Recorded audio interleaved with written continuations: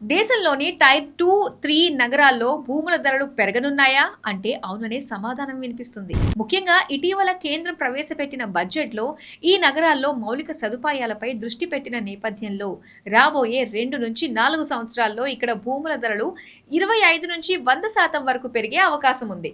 ఈ నగరాల్లో విశాఖపట్నంతో పాటు భువనేశ్వర్, కటక్, ఈరోడ్, పూరి, వారణాసి వంటి టైర్ 2 నగరాలు ఉన్నాయి. ఫిబ్రవరి 1న ఆర్థిక మంత్రి నిర్మలా సీతారామన్ ప్రాంతీయ పట్టణ అభివృద్ధిపై ప్రధాన ప్రాధాన్యతను ప్రకటించారు.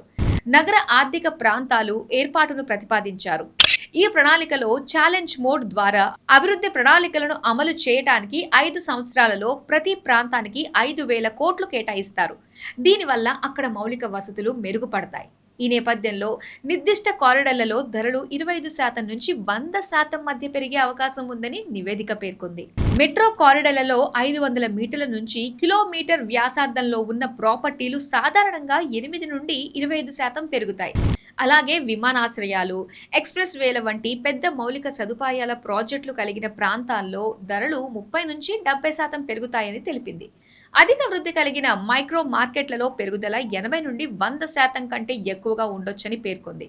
ఉపాధి కేంద్రాల మద్దతుతో పారిశ్రామిక కారిడార్లు, లాజిస్టిక్స్ హబ్బులు భూమి విలువ పెరుగుదల దాదాపు 20 నుంచి 60%గా ఉంటుందని అంచనా వేసింది.